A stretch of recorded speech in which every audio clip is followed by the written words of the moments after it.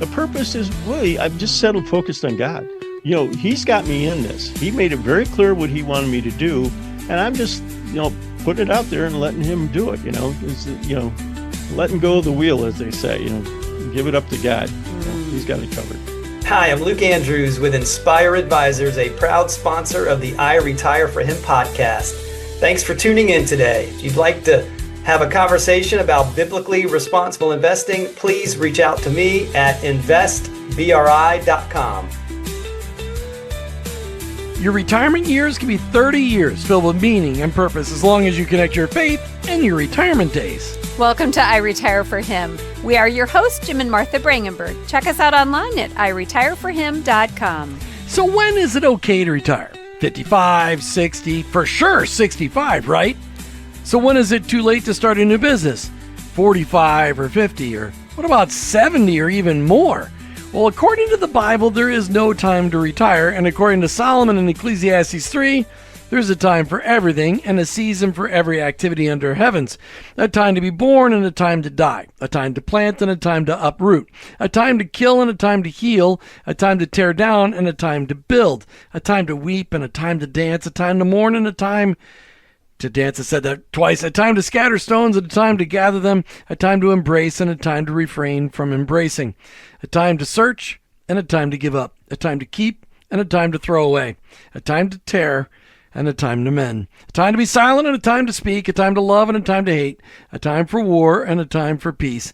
I know that there is nothing better for people than to be happy and to do good while they live, Solomon writes, that each of them may eat and drink and find satisfaction in their toil. This is the gift of God. Bob Lambert, he's no slouch. In his 60s, he started a Faith and Work radio show. Now beyond 70, he has founded a brand new company, Human to Human. Bob Lambert is a longtime friend of I Work for Him, and we welcome him back to hear what God's mission, the mission that God has placed on his heart today. Bob Lambert, welcome to I Retire for Him. Oh, man, it's great to be back with you, too. It's been quite a journey. When we started our journeys in Faith Marketplace, it was almost simultaneous. You guys had a couple months on me, but it was great.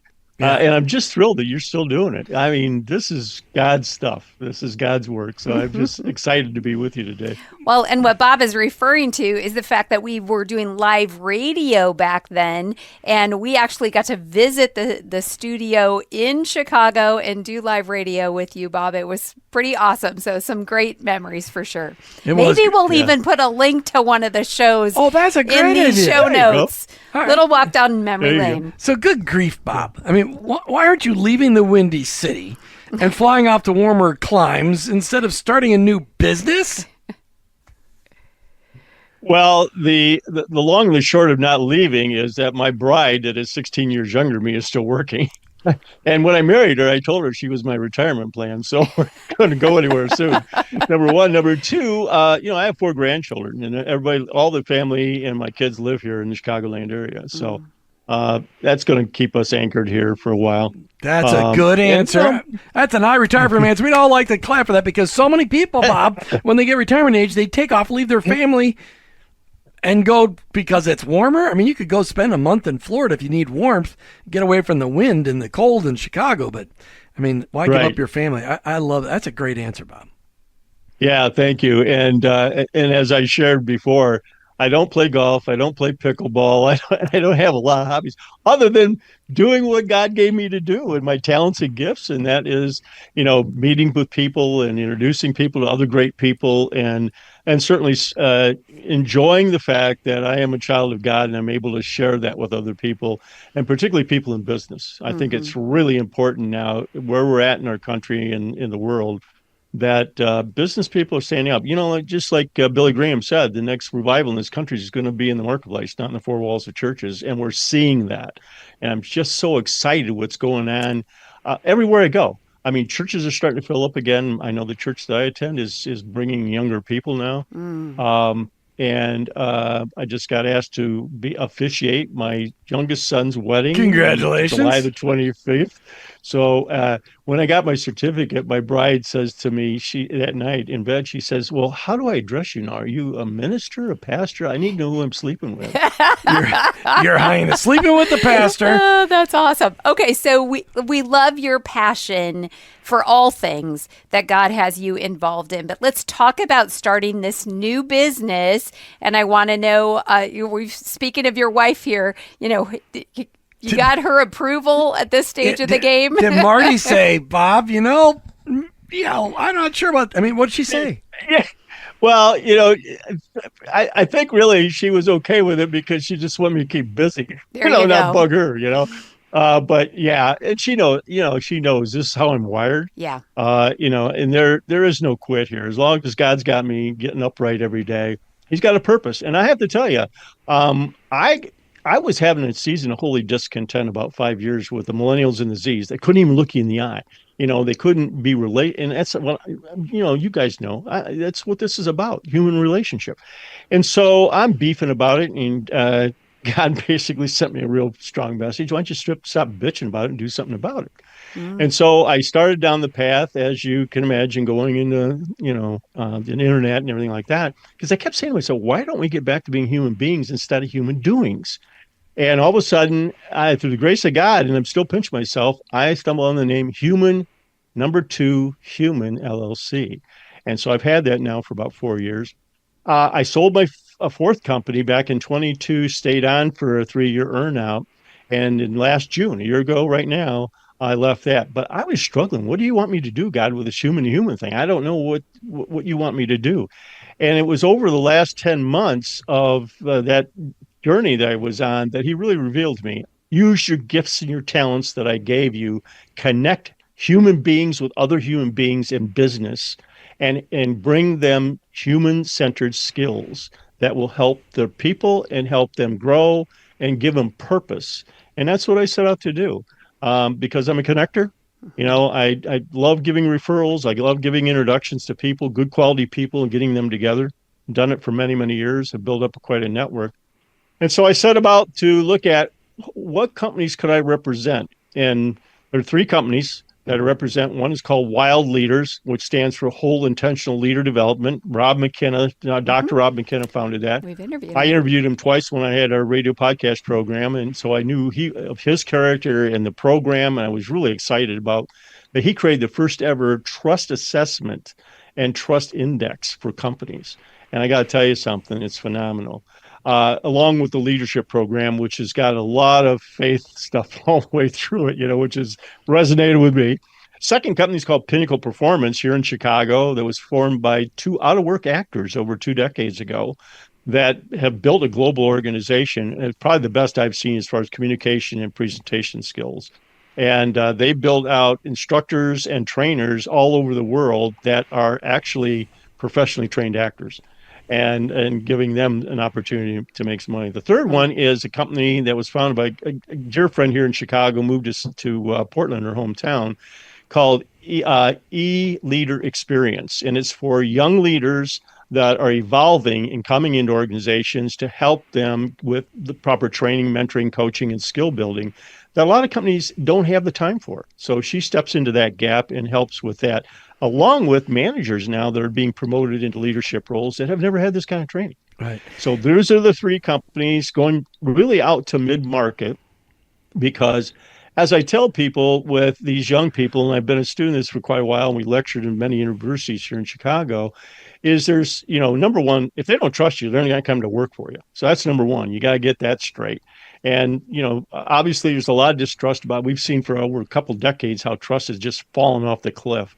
And so trust is fundamental. Number 2, they want skills. What are you going to give me if I come to work with you? They may come to work for you for a cup of coffee because they need a job, but are they going to stay? So skill building and helping them with their skills. And I can't think of a better skill to give to a young person than communications and presentation skills. So, Bob, and then number 3, how to help them. Okay, go ahead. Finish number 3. He helps them. You help them. Okay. Yeah, all right. Yeah, just to give them the coaching and training. People are going, hey, Jim, this isn't I work for him conversation, but you're doing it on I retire for him. And here's my point. Bob, you've got these gifts, talents, abilities, this spiritual insight that you've been given. And it's not there's no way that should be sitting on a couch somewhere or on a pickleball court or looking for seashells in Florida or on a golf course. God gave you talent, and just because you're older than 70 doesn't mean that you can't be still making a huge impact. In fact, you've got the ability as a 70-plus-year-old, somebody that's chronologically superior to me, by the way, to be able to invest in those next generations very intentionally because you know the pitfalls. And everybody listening, I want you to see that. Bob's not done. He's got a purpose because he's got a pulse. And he's seeking out that purpose and finding purpose and meaning in every day by pouring his life into others. And Bob, that's why I wanted you to come on the show today, because there's so many retired business people who are miserable because they're not doing what they love to do. And or not just that they're not, but they also built up all of that expertise, and then now it's been put on a shelf, and you're not doing that. You're allowing God to reshift it. You're allowing him to say, okay, let's pick the things. I would imagine some of it is coming from the things you really enjoy, right? The things that drive you, that give you, that excite you every morning to wake up, because that is what I see as this stage of life allows you the ability to do. Honestly, we all should be doing that, right? God, where's my passion? What have you built in me that the world needs, and help me to go do it? But a lot of times people think that's not an option when they get to a certain age. For some reason, we've allowed the government to determine that, Social Security should be taken at a certain age, and we've adopted that as a kingdom principle, which it's not. And, you're living proof of that. And the excitement that you have when you go, I get to now, this generation that was bothering me, now I'm going to feed into them, and I'm going to equip them with things that God has equipped me with. And you are a contagious personality, and we love that about you. And I'm excited for what God has you doing. So thank you for that. Thank you for being that example to so many people. Well, that's led me into another business ministry too, at the church that I've joined recently.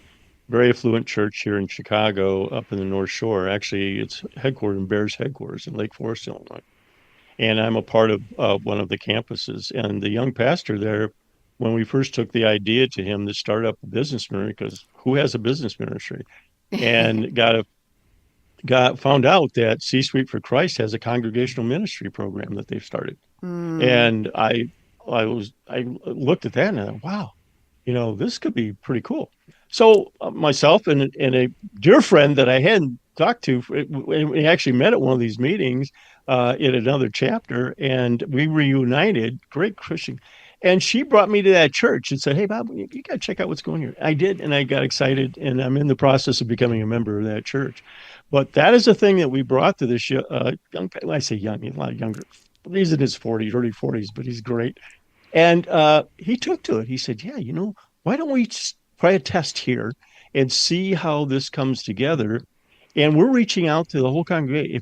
If you're at work at all, and also this congregation has a lot of people in my age category, 60, 70, 80 years old, and are active. And so we want to reach out to them because, to your point, there's a lot of wisdom there. Yeah. And by the way, senior discount now has been replaced with wisdom discounts. Oh, really? Yeah.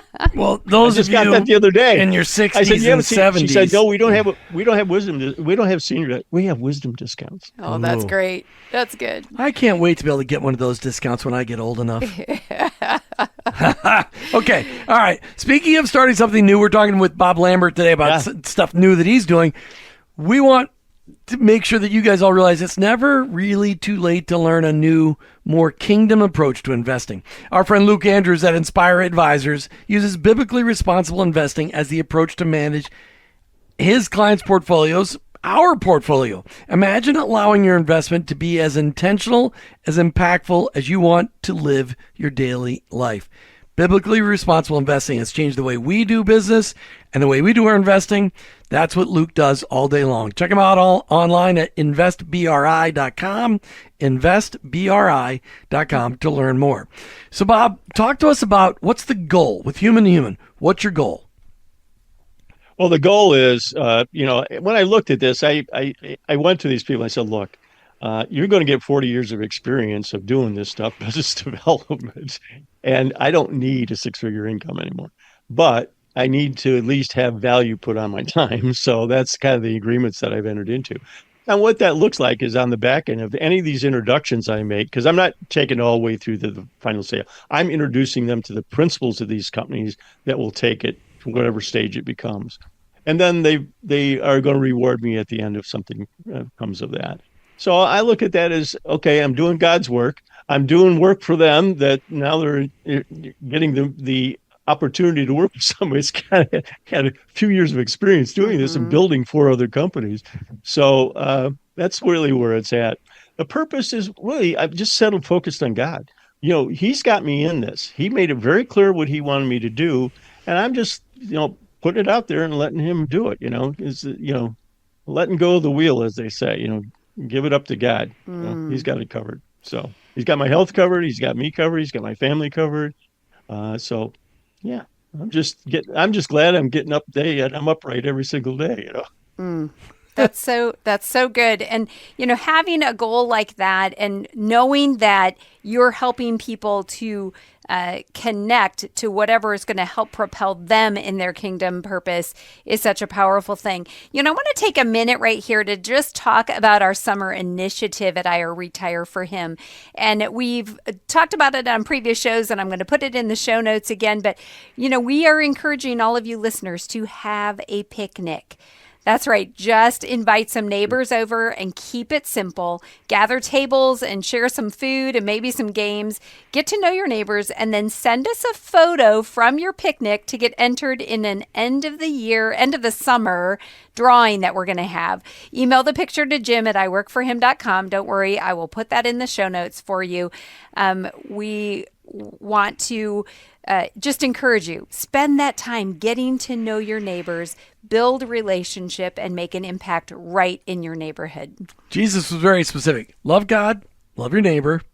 That's and this is a way to get that done. We need to learn to love our neighbors so we can transform our cities, transform our blocks, transform our communities, our counties, our states. And boy, talk about states that need transforming.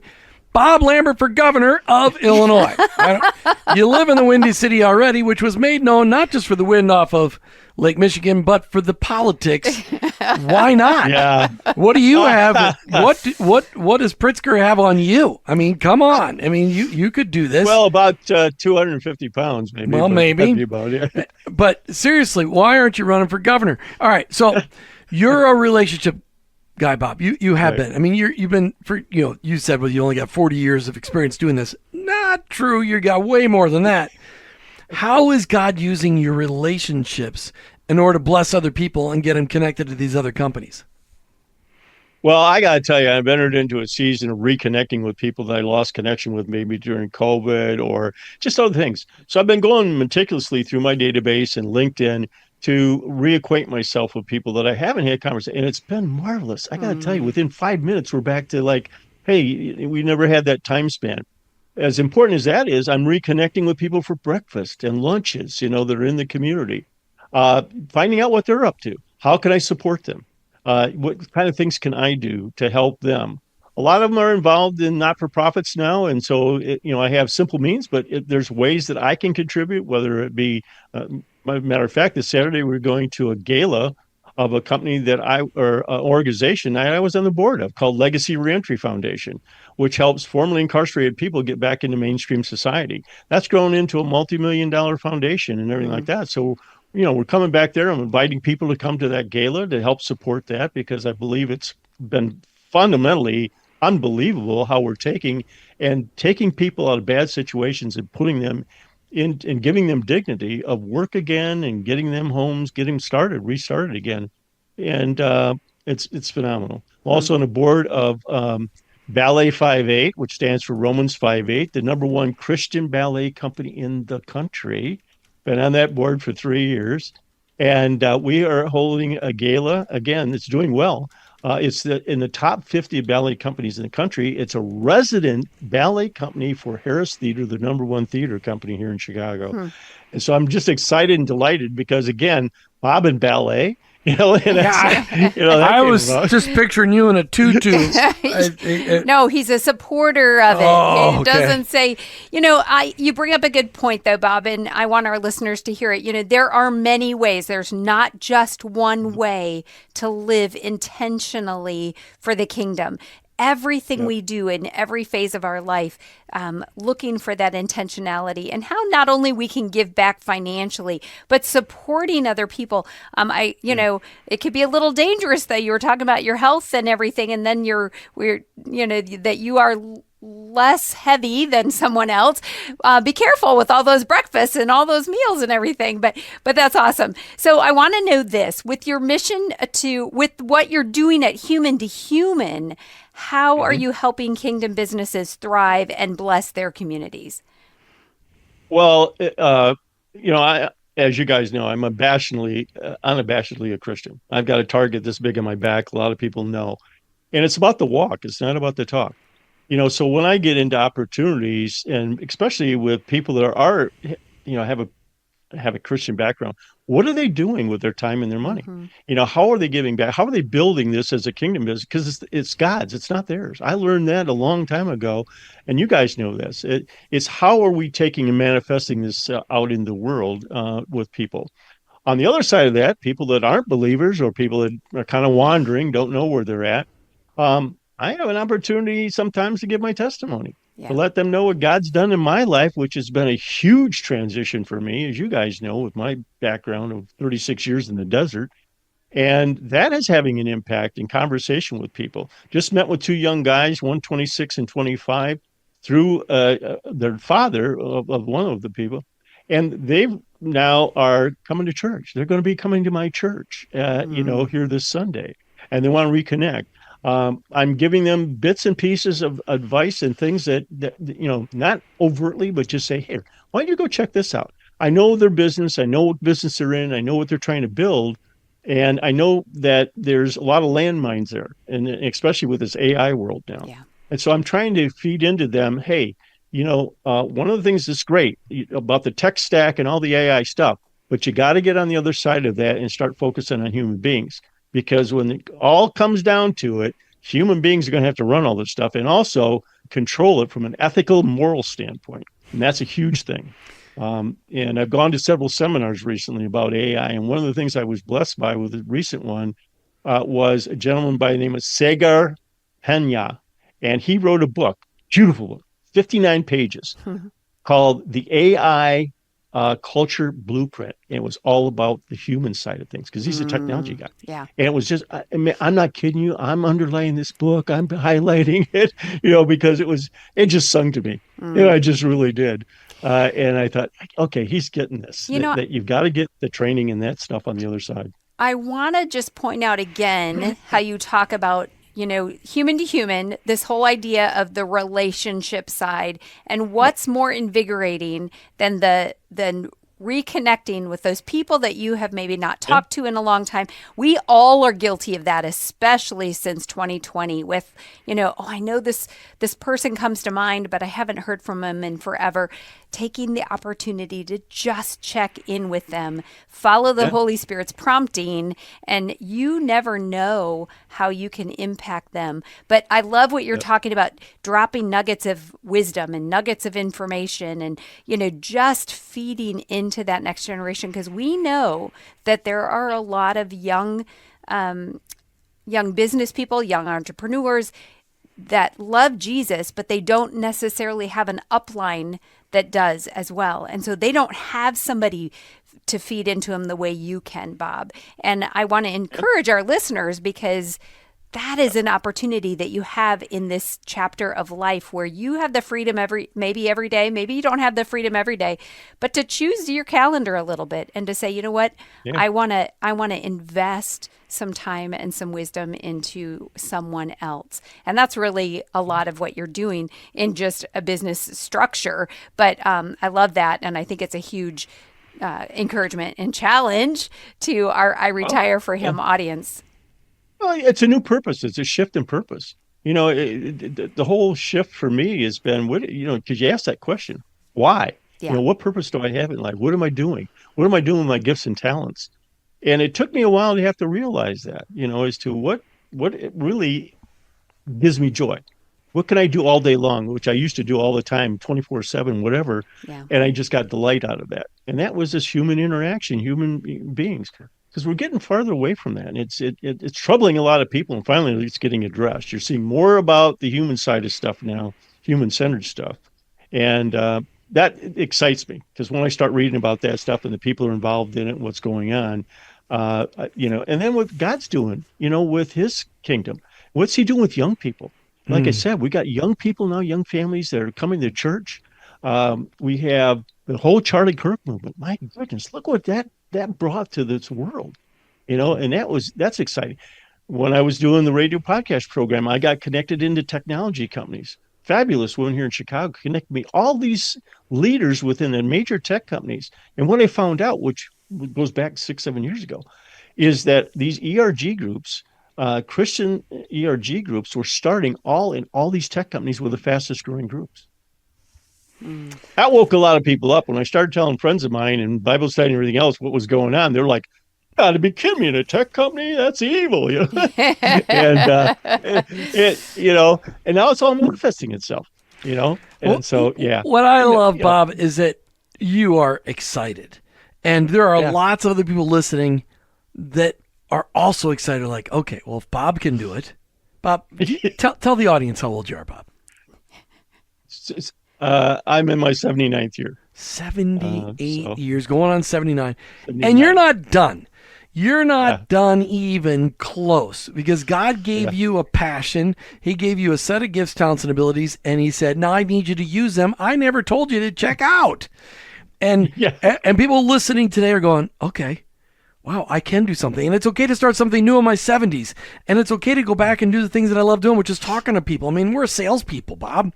We love talking to people. I got 5,000 people I'm connected to on LinkedIn. I don't even know every one of them. I wish I did. Right, exactly. So I take a chapter out of two Midwestern boys, and that's Colonel Sanders and Ray Kroc.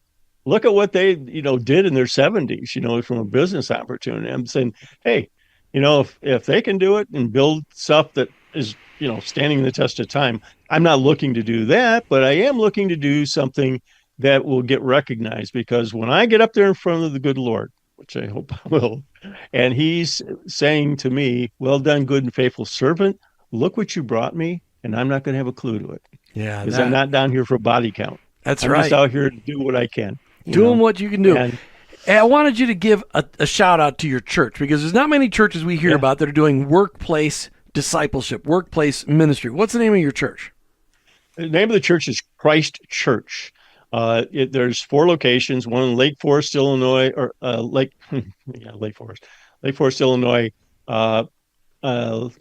Grays Lake, Highland Park, and Vernon Hills. Okay. And so I'm associated with the one in Grays Lake, which is Christ Church Crossroads, which is interesting enough. In the county that I live in, it is actually at the center.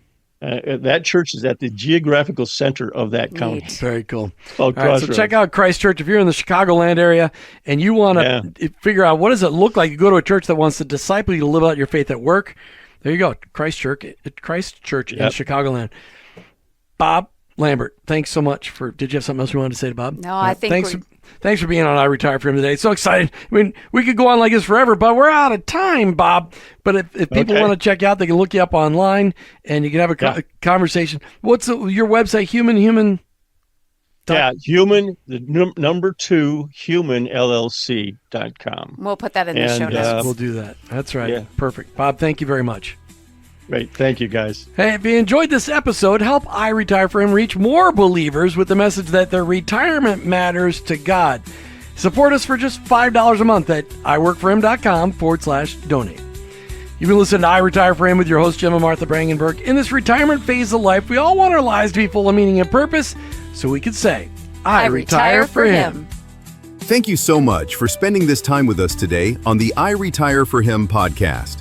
If you're looking for ways to live out your retirement with real purpose, we'd love for you to visit iretireforhim.com. There you'll find resources designed just for you, and you can become part of the I Retire For Him Nation, a community of folks just like you who believe retirement is the beginning of something meaningful, not the end.